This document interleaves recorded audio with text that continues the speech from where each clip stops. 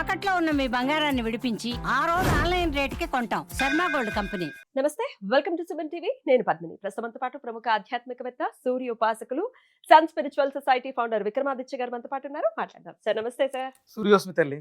December 25వ తారీఖు మిత్ర జయంతి అనే ఈ కార్యక్రమాల్ని అంగరంగ వైభవంగా నిర్వహించబోతున్నారు హైదరాబాద్ సిటీలో.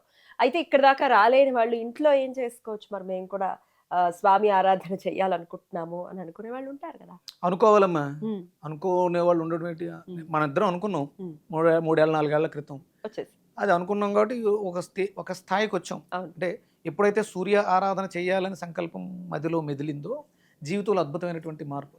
నేను ఇవాళ పొద్దుటే మన వీడియో చూసి నాకు ఒక మెయిల్ వచ్చింది. మెయిల్ ఓపెన్ చేస్తే ఒక ఆయన మురళీకృష్ణ గారని మీరు కార్యక్రమం చేస్తున్నారని తెలిసింది, నేను మిమ్మల్ని కలవాలనుకుంటున్నాను. ఆయన ఫోన్ నెంబర్ పెట్టా. నేను మామూలుగా ఫోన్ కొట్టా. కమాండెంట్ TSSP తెలంగాణ స్టేట్లో పోలీస్ డిపార్ట్మెంట్ కమాండెంట్ యూసఫ్గూడ. నా ఇంటి పక్కనే ఉన్నటువంటి యూసఫ్గూడలో ఆయన ఉంటారు, కమాండెంట్ మురళీకృష్ణ గారు. ఓకే. ఆయన సూర్యోపాసకుడు.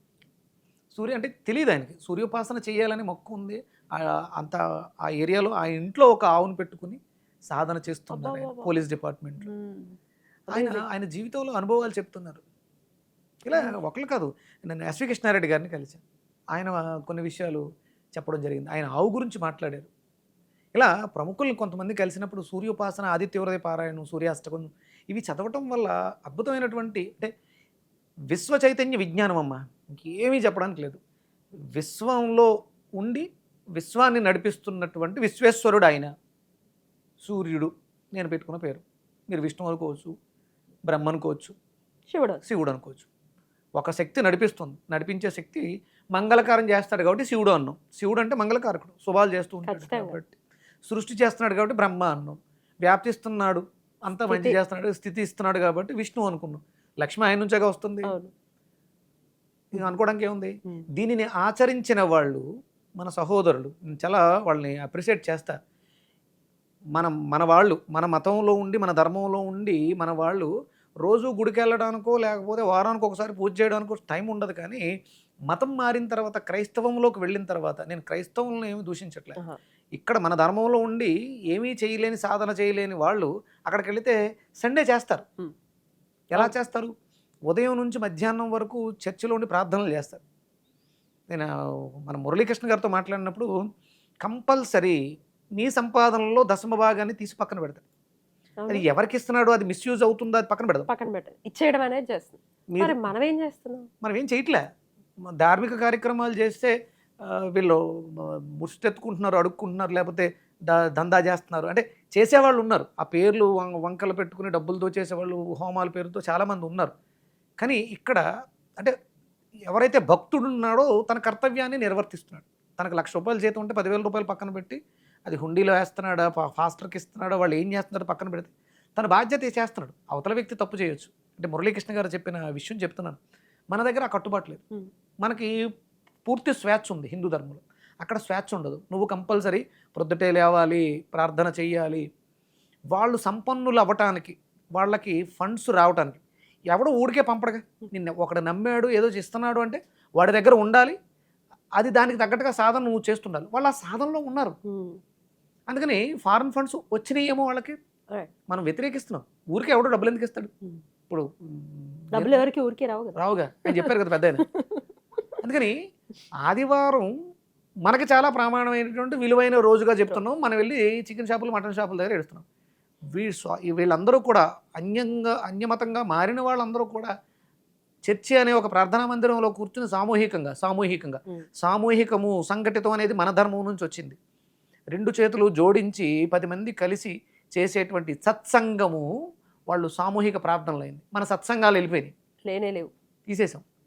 అందుకని దాంట్లో మార్పు రావాలి. దానికోసమే మీరు నెట్లో కొట్టవచ్చు, సన్ గాడ్ బర్త్డే అంటే December 25th వస్తుంది. సన్ గాడ్ బర్త్డేని కాస్త గాడ్ సన్ బర్త్డే అయింది. దేవుడి కొడుకు, దేవుడి బిడ్డ పుట్టినరోజు క్రిస్మస్గా వాళ్ళు అనుసరిస్తున్నారు. సరే, వాళ్ళు క్రీస్తు పేరుతో అనుసరించిన వాళ్ళు జరిపేది మన భారతదేశంలో ఉన్నాం సూర్య ఆరాధనే. ఈ క్రీస్తు మీకు ఫోటో చూస్తే చేతులు రెండు ఇలా ఆకాశానికి ఉంటాయి. నా తండ్రి పైన ఉన్నాడు, పైన ఉన్నవాడు ఎవడమ్మా? ఉమ్. మీరు ర్యాకెట్ వేసుకుని వెళ్ళండి, ఉమ్. సూర్యమండలం దాటి చంద్రమండలం దాటి పైకి వెళ్తే ఏముంది ఇంకా? ఉమ్. విశ్వం, విశ్వేశ్వరుడే ఉమ్. ఉన్నాడు, ఉమ్. విశ్వం అంతా తానై ఉన్నాడు. అక్కడ ఉన్నది మనకు కనిపించేది, మనకు వెలుతురునిచ్చేది దైవం ఒక్కడే కదా, పరమాత్మతత్వం ఒక్కటే కదా చెప్తుంది, సూర్యుడే పరమాత్మ. జీసస్ కొన్ని చెప్పిన మాటలు నా దగ్గర ఉన్నాయి. ఉమ్. ఆయన నా తండ్రి పైన ఉన్నాడు, నన్ను ఒక సాధకుడిగా పంపించాడు. ఇప్పుడు నేను విక్రమాదిత్య, నా తండ్రి నేను సూర్యుడు అని చెప్తానుగా. నేను ఆయన బాటని అనుసరిస్తున్నాను. నన్ను వక్రీకరంగా మాట్లాడుకునే వాళ్ళు మాట్లాడతారు, కానీ వాళ్ళు అనుసరిస్తున్న మార్గం ఆదివార నియమం. ఆదివారం నియమాన్ని పాటిస్తున్నారు. అంటే పాటించినంత వరకు వాళ్ళు సక్సెస్ సాధిస్తున్నారు. ఏదైనా పొరపాట్లు చేస్తే వాళ్ళు కూడా, ఇప్పుడు మద్యం మాంసం తీసుకోవడం తప్పు, ఆరోగ్యకరం కాదు, వాళ్ళకి అనారోగ్య సమస్యలు వస్తున్నాయి. ఒకవేళ తెలుసుకుని ఎవరైనా పర్ఫెక్ట్గా ఉండుంటే వాళ్ళలో కూడా మార్పులు వస్తాయి. ఆ జీవన విధానంలో మనకి మార్పు రావాలి. అందుకనే విశ్వ చైతన్య విజ్ఞానం, డిసెంబర్ 25 విశ్వ చైతన్య విజ్ఞానం మిత్రాస్ బర్త్డే అని సెలబ్రేషన్స్ మొదలుపెట్టారు. ఇది కేవలం నేను హైదరాబాద్లో మొదలుపెట్టాను, ఇది ఎక్కడితో ఆగకూడదు, ఇది మీ ఇళ్లలో జరగాలి, మన అందరి ఊర్లలో జరగాలి, అందరి ఇళ్లలో జీవితాల్లో మార్పులు రావాలి. పొద్దుటే లేవండి ఆ రోజున మిత్ర జయంతి రోజు ఏం చేయాలి? పరమాన్నం, పాలు బెల్లము బియ్యంతో ఉండినటువంటి పరమాన్నాన్ని ఆవునెత్తితో అవికరించి సూర్యుడికి నివేదన చేయండి. సామూహికంగా ఇంట్లో వాళ్ళందరూ కూర్చుని, ఇది అందరి పుట్టినరోజు, సూర్యుడి పుట్టినరోజు ఒక్కటే కాదు, ఇది అందరి పుట్టినరోజు. ఎందుకంటే ఆత్మకారకుడై ఉన్నాడు.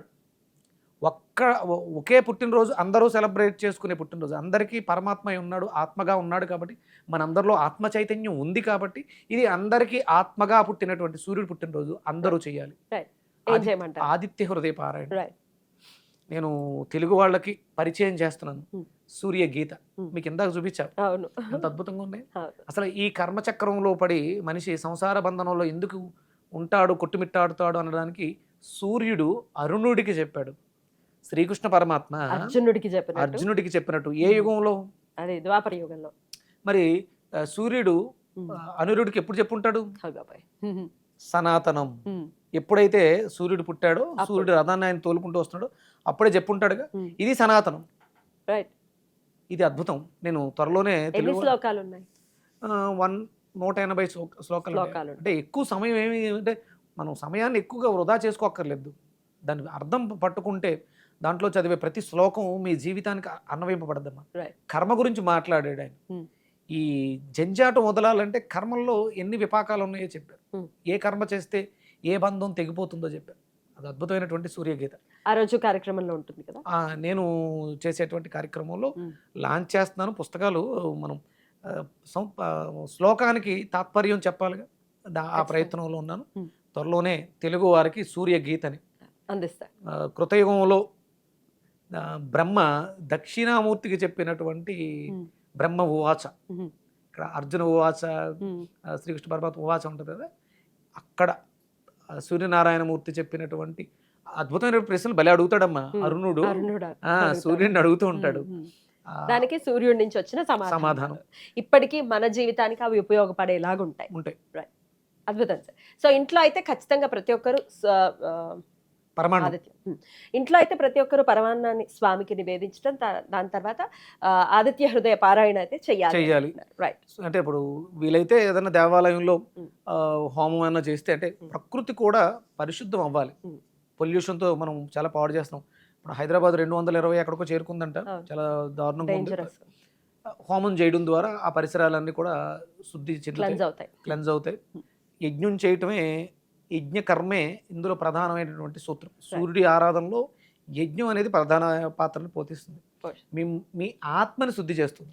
ఆత్మశుద్ధి వేరేతో, అంటే స్నానం చేస్తే శరీరం శుద్ధి అవుతుంది, ఆత్మశుద్ధి యజ్ఞం ద్వారా జరుగుతుంది. యజ్ఞం ఎలా చేయాలో శ్రీకృష్ణ పరమాత్మ కూడా చెప్తాడు, యజ్ఞో వై విష్ణు అని చెప్తాడు భగవద్గీతలో. అందుకని యజ్ఞం చేద్దాం, సమాజాన్ని, వ్యక్తిని, వ్యవస్థని ఆరోగ్యకరంగా తీర్చిదిద్దుతాం. ఈ బర్త్డే మిత్ర జయంతి డిసెంబర్ 25 వాళ్ళు చేస్తున్నారు, మనం కూడా చేసి వాళ్ళకి సంపన్నులు అవుదాం. తప్పకుండా. కడుపు మంట ఎందుకు మనకి, కడుపులో మంట ఎందుకు, మన వాళ్ళే కదా, దానివల్ల ఉపయోగం కూడా లేదు, ఏమీ లేదు. అంటే ఒకటి సత్యం, ఉన్నది ఒకటే, దైవం ఒక్కటే, నడిపిస్తున్నది ఒకటే, అది సూర్యుడు. కనిపిస్తున్నాడు కదా, మిగతా వాళ్ళు ఎవరు అల్లా కనిపించరు, క్రీస్తు కనపడరు, వాళ్ళందరూ శరీరాన్ని త్యాగం చేసి వెళ్ళిపోయారు. శ్రీరామచంద్రమూర్తి కనిపించరు, శ్రీకృష్ణ పరమాత్మ అవతార త్యాగం అయిపోయింది. ఇక కనిపించేది ఆ త్రేతాయుగం దగ్గర నుంచి కలియుగం, ద్వాపర యుగం, యుగ యుగాలుగా ఉన్నటువంటి సత్యం ఏంటి? సూర్యుడు. ఆయనే పరమాత్మ. ఆ పరమాత్మను ఆరాధించడానికి అద్భుతమైనటువంటి ఈ ధనుర్మాసాన్ని మనం విశేషంగా చేసుకుంటాం. ఖచ్చితంగా. ధనుర్మాసంలో వచ్చినటువంటి పంచమి ఈ తిథి డిసెంబర్ 25. అంటే ఒక్కొక్కసారి కొంచెం అటు ఇటు అటు అవుతుంది. ఇటు వస్తుంది. మనకి మిత్ర సప్తమి ఉంది ఈ ధనుర్మాసంలోనే. ఉమ్. అంటే ఈ పంచమిని మనం అంటే 25 7గా తీసుకుందాం. Right. ఆయన 7 గుర్రాల రథం. గుర్రాలతో వస్తుంది. దానికి తిథిగా అంటే ప్రమాణాలు ఏమీ లేవు. ఉమ్. సన్ స్పిరిచువల్ సొసైటీ పెట్టి 5 ఏళ్ళు పూర్తయింది. ఉమ్. అందుకని ఈ పంచమిని వినియోగించుకో. సన్ బర్త్డేగా మిత్ర జయంతిగా చేస్తున్నాను. Right. అలాగే లోక కళ్యాణార్థం కళ్యాణం చేస్తున్నాను. Right. మీరు అంటే వివాహాలు ఆలస్యం అవుతున్న వాళ్ళు ఎక్కడికైనా దగ్గరలో అంటే మురమొళ్ళలో మనకి నిత్య కళ్యాణం జరుగుతుంది, అక్కడికి వెళ్ళి పార్టిసిపేట్ చేయండి. ನೀವು వీలైతే మీ దేవాలయాల్లో ఏ భగవంతుడు ఉంటే ఆ భగవంతుడికి కళ్యాణం చేయండి. అద్భుతం. అది సూర్య కళ్యాణమే, లోక కళ్యాణమే. అద్భుతం sir. Thank you so very much. నమస్తే సార్. సూర్యోస్మతి. సూర్యోస్మి.